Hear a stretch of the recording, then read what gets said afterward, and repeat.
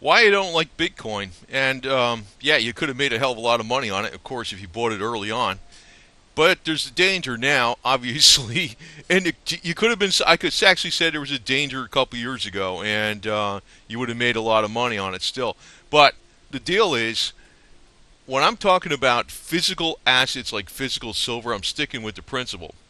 Now, if we're going to talk about some other physical asset that you probably would think that's not worth anything, um, in a typical way that a lot of people think of worth, I'm going to tell you what could be worth a lot more than other assets out there would be something like alcohol, Jack Daniels. Just want to give you an example, but that's just something where you can have all the electronic Jack Daniels on your computer chip or USB drive or someplace located at some secure electronic site. It sure as hell ain't going to do you any damn good if you can't access it. The one other thing I also like about silver is medicinal properties. And this is really why I like it more than any other metal. Like, although I think palladium is going to go up more than silver as far as percentage gains due to tensions with Russia. The reason I like silver so much is that there's no other metal that has these medicinal properties where it can knock out every single microbe. Maybe it won't work that way in the body unless you're a medical doctor and you can administer it intravenously with the correct type of nanocolloidal silver, but it can help the body when you're dealing with wounds that have to be bandaged and you're using a mixture of ionic and colloidal silver, and the ionic silver causes the body to produce stem cells on its own. Well, electronic silver is not going to do that. It's not just an investment. It's a material that has vital importance to you right now.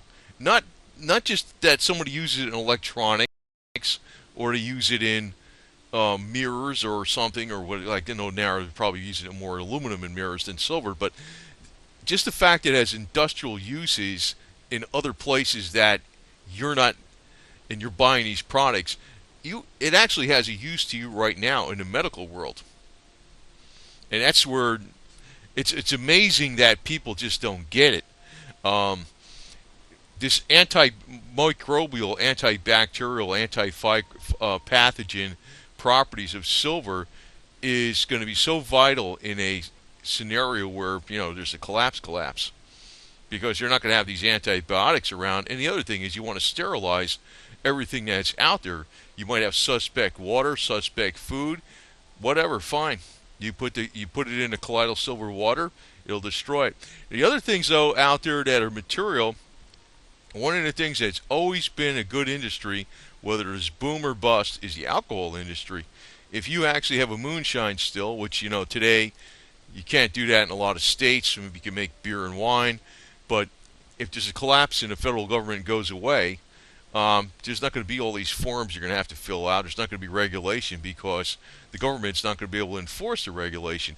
And even if you don't have a moonshine still, and say you bought up alcohol to store, that is always something that people will trade for something of value that you may need more readily than even silver. But I think once people really get on the ball with silver is not just a precious metal or a store of wealth, like I guess gold would really be the store of wealth. Silver is sort of like a store of wealth as a commodity. Gold is actually real money and a true store of wealth. But gold doesn't have these medicinal properties like silver does. And see, that's why I really don't like this Bitcoin so much, because I think that, well, first off, I think the United States is going to be a vassal colony in the New World Order. It's going to cease to exist. It's going to collapse. I put something out about with Deagle.com when they're basically not a conspiracy. They're not a conspiracy site. They are basically a CIA front organization. And you can say, well, why should I trust what they say? Well, there is a lot of logic to their argument. They're arguing that the Soviet Union looked strongest right before it collapsed, and looking at the debt situation, the debt bomb, and the inverse relationships we have with trade and all these other countries, Yeah, I know that the dollar is not going to be easily replaced as the world reserve currency, but it's going to actually start to be greatly diminished in value as the only last step they have left to address the looming mounting debt. And that's going to cause consumer prices to go up. It's going to cause the government not to meet all of its obligations, and it's going to cause a lot of immigrants that are in this country probably just to leave because the economic opportunities aren't going to be here, and it's going to cause a massive collapse of infrastructure um, on a governmental scale, especially. So that could lead to war, which can lead to EMP attacks or even a limited nuclear war, which you think that can't be. Well, that could be.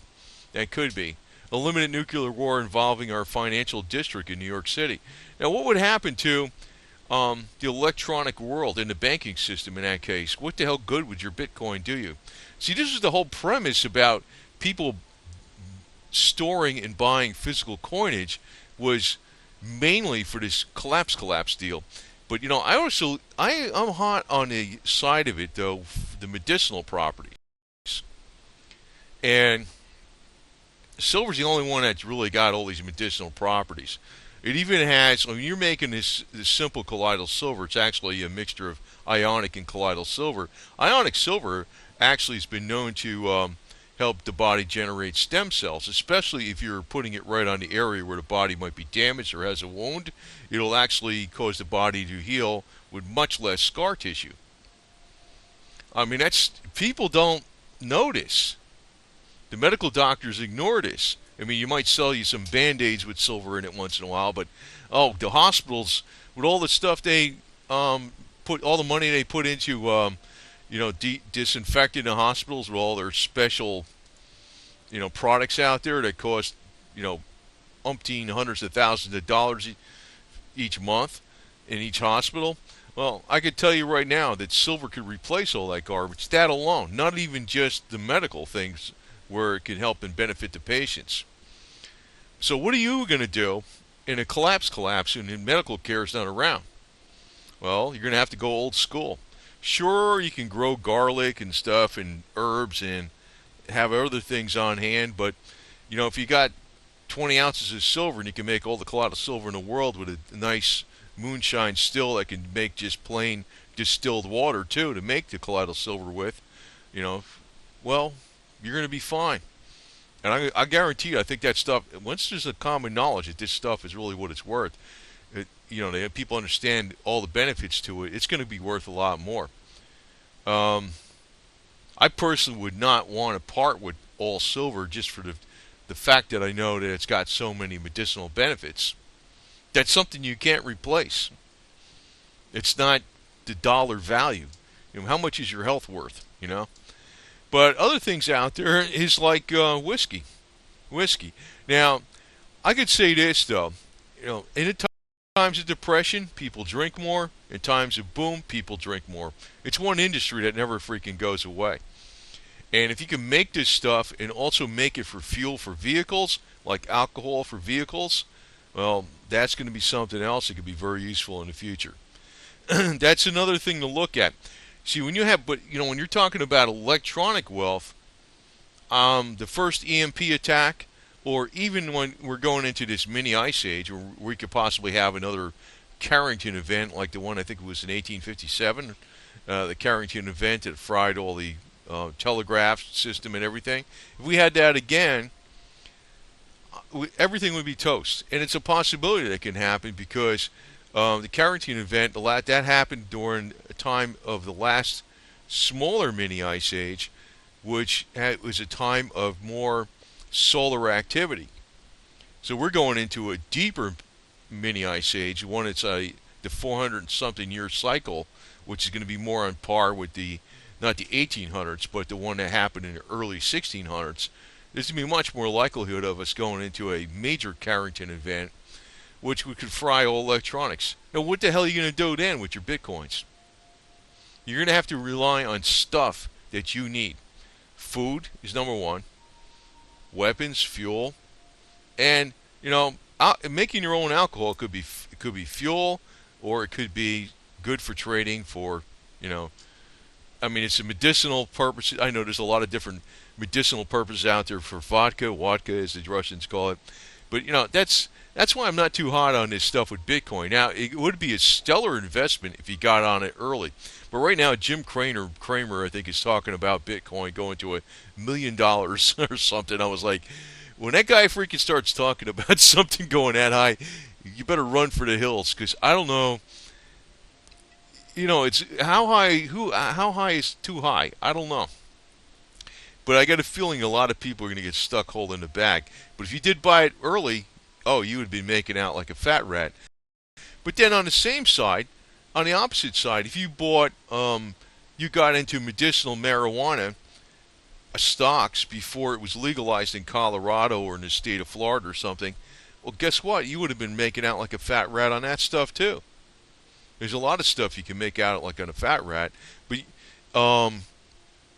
I guess the problem with that is that you'll get uh, a 1099 or something at the end of the year for how much you made. I know a lot of people, the attractiveness of the bitcoins is the fact that it's off the radar with the IRS too. I don't have any bitcoins, but I think that's a major attraction to it. But like I said, if there's a time we're going into this catastrophic collapse that a lot of silver holders think, what the hell are you going to do with your Bitcoin then? Because the catastrophic collapse may be that the banking system's not going to be trustworthy at all. And we might be going into EMP attacks and even limited nuclear warfare. What are you going to do then? Jack Daniels, man. Jack Daniels, because a wasted woman is never a waste of time. Remember that. Words of wisdom. So, I'm always talking about the physical things hands-on. And, something else you might invest in. I put a lot of these knife videos out. A lot of them are, well, I got USA knives, and, they're silver. A lot of them are silver-colored anyway.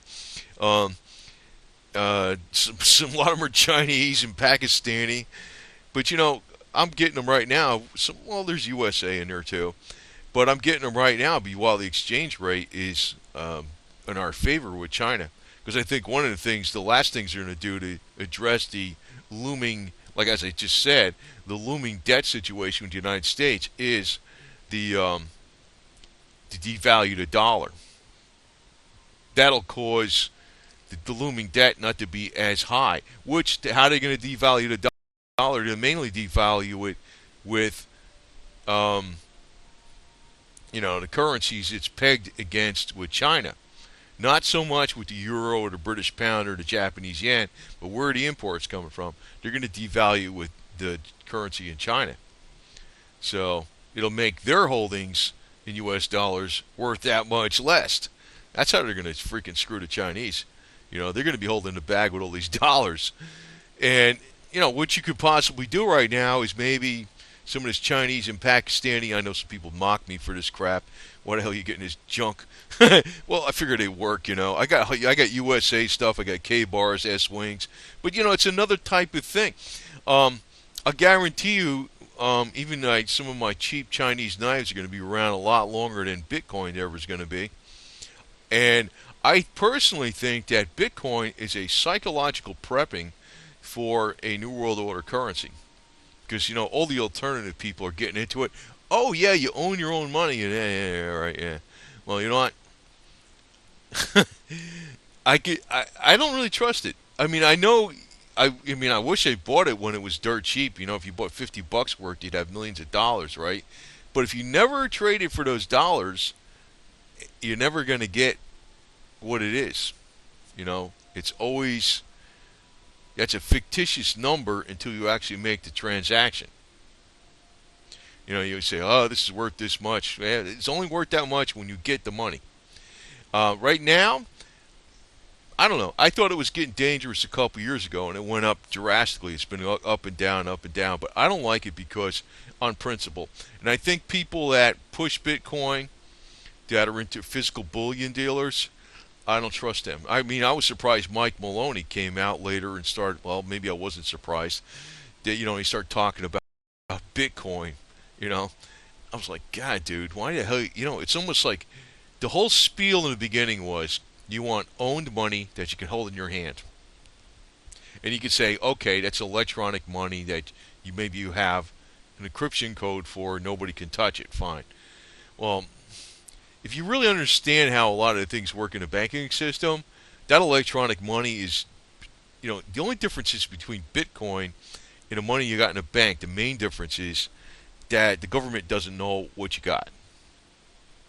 But then there's other electronic investments out there that, well, they want you to report them on these forums. I forgot what the forums are. You got these foreign investments and stuff. I don't know if everybody actually does that, but there's really, really hefty fines for it that started up, I think, 2008 if you didn't do that. But I think there's a lot. Well, if you look at everybody in the House of Representatives or the Senate, I think they all got foreign accounts that aren't reported to the IRS, whether they got hefty fines or not, because they're all in a loop. But the deal is, it's like the other thing is too. I mean, if you have, several accounts and there's like one's got 5,000, one's got 7,000, one's got 8,000, one's got 3,000.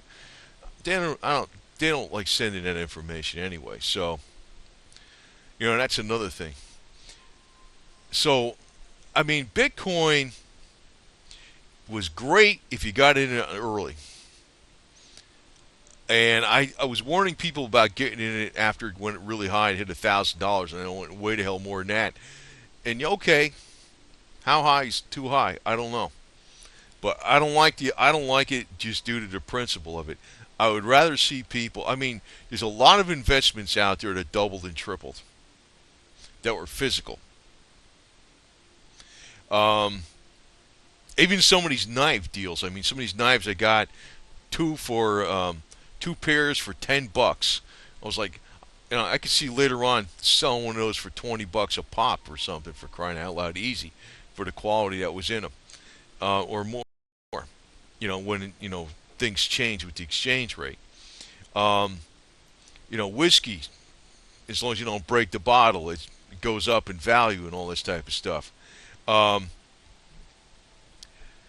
Those are physical assets. Now, you can also take electronic assets. Like, right now, I know the stocks and gun sales are probably plummeting like crazy because Trump came in. But, if you got Ruger Firearms equities before the Obama first got elected, and you held him for so many years during his two terms, you've been making out many times over.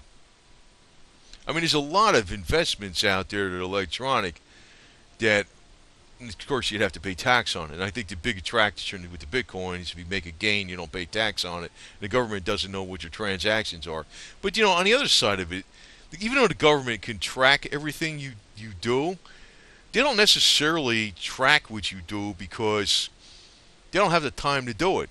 They might have all the information at their disposal, but they're not going to track what you do online or electronically unless they suspect you of doing something really wrong, or somehow you're an enemy of this or that.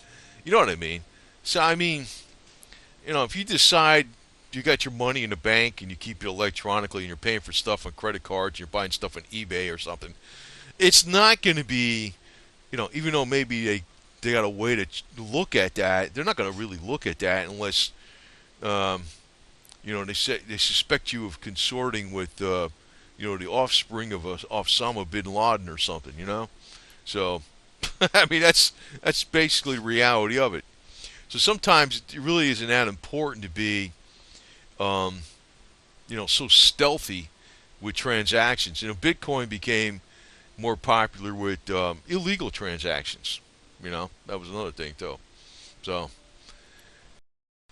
But I don't like it though, because it's basically on the principle, and I can say it's a preference. I'm sticking with the principle that physical owned, hard, tangible thing. I don't care if it's power tools. I mean, Craftsman tools or Harbor Freight tools or whatever, Snap-on tools, knives, guns.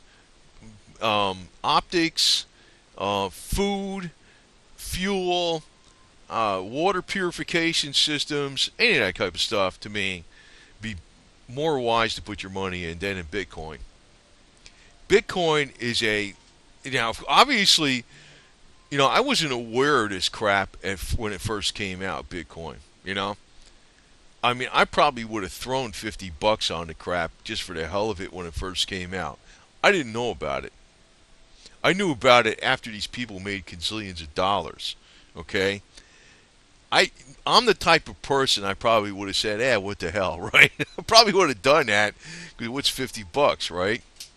Not that I know $50 is $50, and I don't like throwing money away, but if I thought it could have made $100 or even 75, I might have freaking done it just for the hell of it, because I'm always curious about new things like that.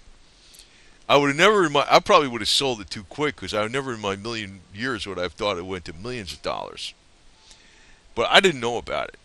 But right now, I'm thinking it's a piss poor investment, and I actually thought it's a piss poor investment a few years ago, and it went much much higher than it was a few years ago. I thought it was a piss poor investment when it went over 1,000. But it's definitely getting dangerous, and there's a lot of things out there you could have doubled your money on. I mean, it's a matter of, did anybody absolutely know where Bitcoin's going? No. If you absolutely knew where anything's going, you'd make a gazillion dollars. I don't care what it is, because you would just bet on that one commodity and you'd short it and go long anytime you want with options, and you'd make a gazillion dollars. You'd be the richest man on this earth inside of a year, even if you started with $100. If you knew that, everybody sounds intelligent after they guessed it right. But people don't always, in the long run. I don't know. I don't like it. I don't like it because I said I'm sticking with the principles of physical assets. You better afford a physical motorcycle, for crying out loud, right? Something you can put in a physical safe or whatever. A physical gun. I don't know, something like that. A physical knife. I'm not keen on it. And I really think a lot of the people that were, I guess I'm not really surprised at Mike Maloney, because I used to like him in the beginning, and I don't really like him too much no more, man. I mean, a lot of his basic stuff he says is right, but when he started coming out with the Bitcoin stuff, I was like, dude, you're just kind of like going against everything you said about owning money in your hand. I mean, there's a lot of spiels out there whereby you can say, the bank is securing your. I mean, you could have a bearer bond, for crying out loud, right? What about a bearer bond, right? And put it in a safe deposit box in a bank. I know the bank could confiscate it, right? It could get stolen. But you know what I'm saying. You could say, well, I wouldn't recommend that either, because it's paper. You want something whereby the actual item you hold is the value itself.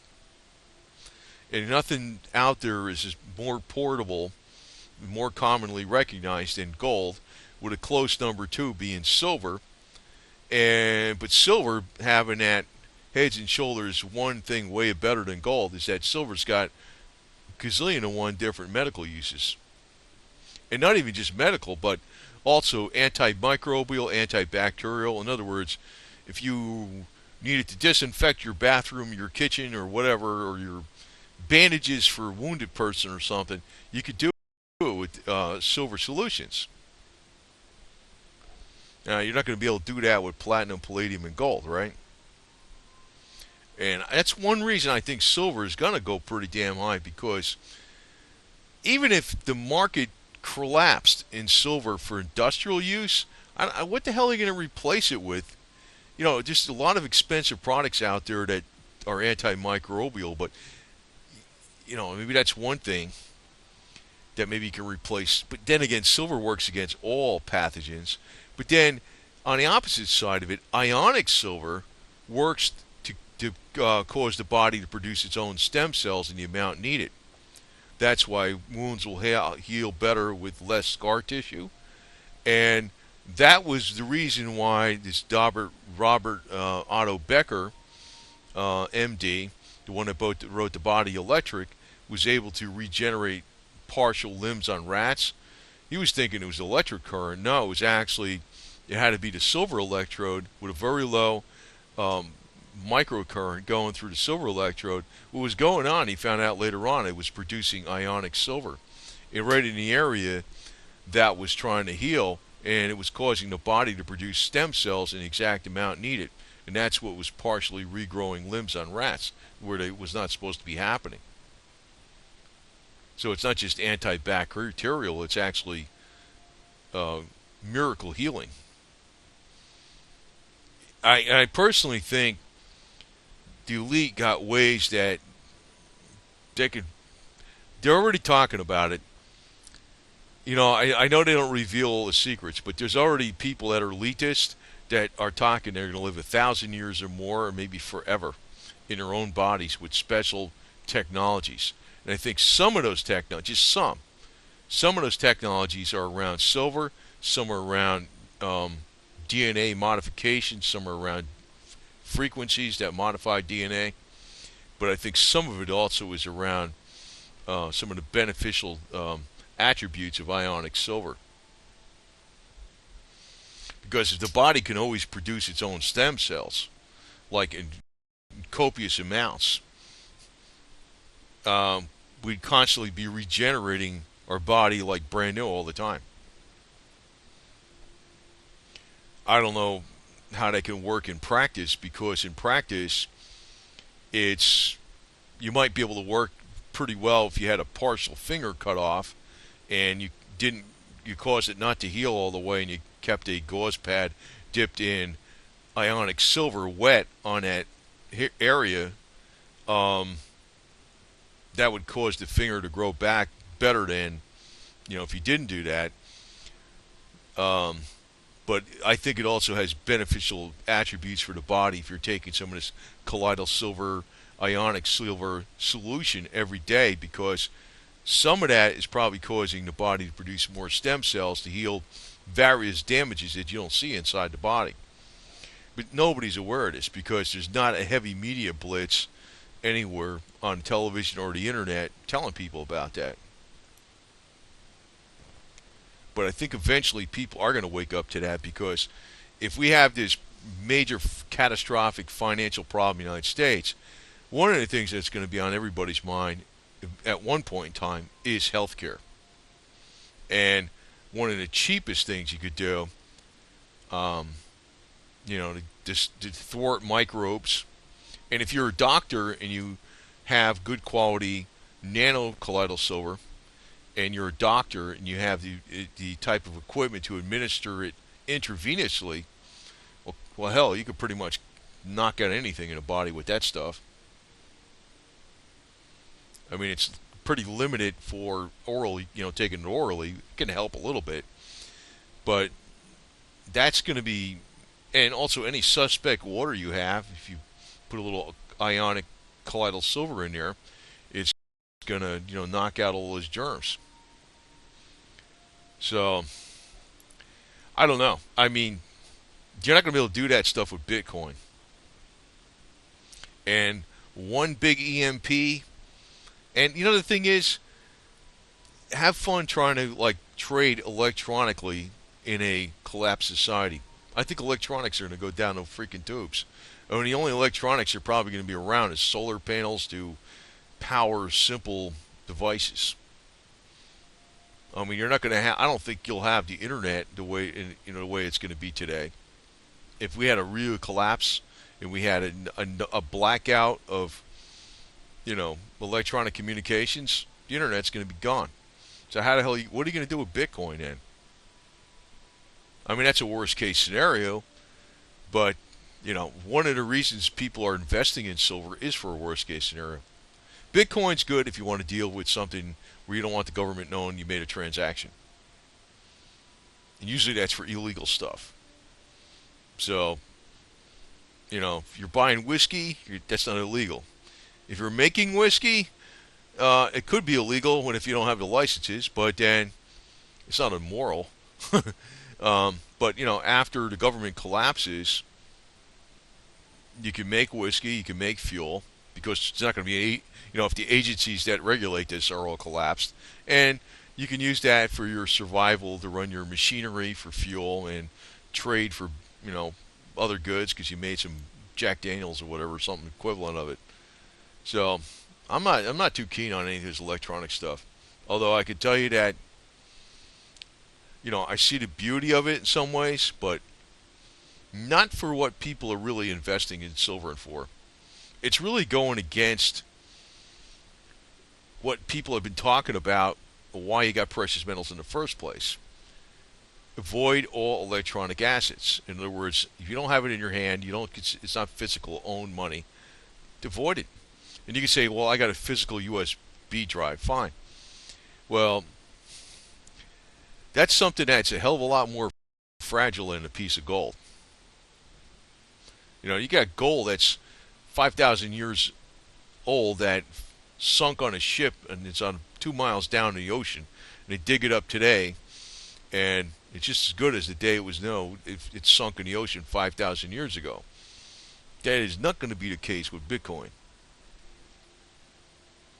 I'm not keen on it, so it's just my opinion. Whatever. And like I said, there's a lot of other things. If you got money where, you say, okay, I bought enough silver. There's always booze, there's knives, there's guns, there's, what do you call that? Food. Yeah, I said food, right?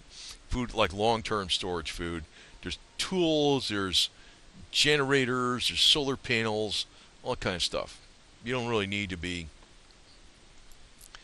And yeah, you would have made a killing if you bought it early, right? But I don't know where it's going, man. I mean, I just recognize where sometimes things go higher than you expect, which is usually the case with bubbles. But when it blows up, man, boom, goodbye. And I think Bitcoin, like I said, I just don't like electronic assets that much. That's really why I don't like Bitcoin, period. Just my opinion. Just my opinion. And, if you got it early, oh, yeah, great. I didn't know where it would, I just didn't know about it till it went really high. So, I mean, I'm the type of person, I probably would have bought a little bit of it when it was really early. I probably would have sold it way early too, and I would have made some money on it. I would have never expected it going where it went today. But, vision is 20/20 in hindsight. And usually when you're looking at an investment and you're looking at this big steep curve where it went way the hell up, well, guess what? That's history. That's history. Where's it going to go today? So there's going to be a lot of people going to hold in the bag eventually with silver. I mean, not silver, with freaking, well, actually silver too. When silver goes really, really, really high, you're going to hear all these people talking about silver's going to go to $5,000 an ounce and all this kind of garbage. And I don't know if I'd sell all of it just because of the medicinal properties, but, it's going to go too high also eventually. But that's what you want to wait for when it goes too high. Right now, Bitcoin is up there, man. I mean, I know silver was looking pretty high when it went to $30 an ounce and then 40, and then, once it gets really high, everybody's thinking, oh, it's going to go to 500 or thousands. And right now, that's kind of the mood with Bitcoin. But I personally just can't stand this stuff because it's just going against the basic principle of why you have physically owned precious metals. For crying out loud, I mean, I'd rather buy a bunch of knives, solar panels, food, or whatever, I just wouldn't want to be messing around with any kind of excess electronic investments. That's all there is to it. Okay, over and out.